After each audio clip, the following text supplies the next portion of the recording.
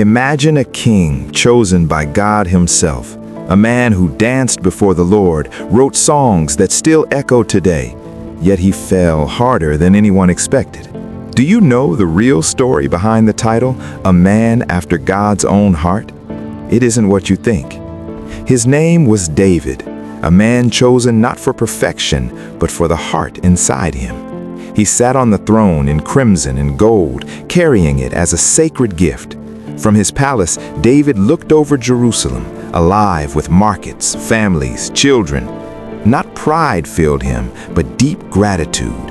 Every part was God's hand. Then Nathan brought God's promise, "I will build you a house, a throne that lasts forever because of the heart I gave you." David knelt in worship. He's no longer just a king, but a man on his knees before the God who saw him truly. This was the heart God loved. But when his army went to war, David stayed behind, restless, idle in the palace.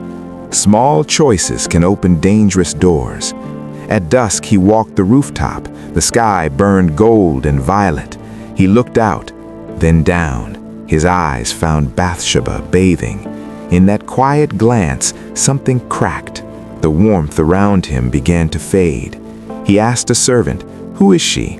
"Bathsheba, wife of Uriah the Hittite, your soldier." David said nothing.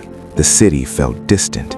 That night in darkness, he sat alone and formed a plan, cold, calculated, to hide what he had done.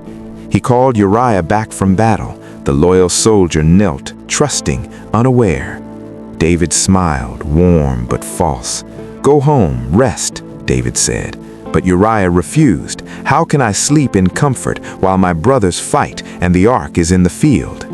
David watched from the window as Uriah slept on the ground at the palace door, honorable to the end. Desperation hardened into something darker. The next day, David wrote and sealed a letter to Joab, an order that would kill an innocent man. News returned. Uriah had fallen. David nodded calmly on his throne, but Scripture says plainly, what David did displeased the Lord.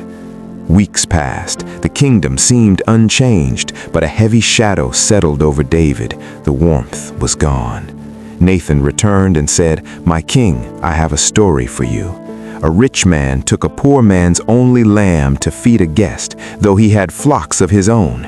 David burned with anger. That man deserves to die." Nathan looked at him. "You are that man." Silence. Walls crashed. "God saw everything," Nathan said. David whispered, "I have sinned against the Lord." David stripped off his crown, knelt barefoot on stone and prayed, "Have mercy on me, O God. Wash me. Create in me a pure heart." David fell far. He faced real consequences, but he returned, and God never stopped seeing him, not on the throne and not on his knees. That is what it means to be a man after God's own heart, not perfection, but the willingness to come home.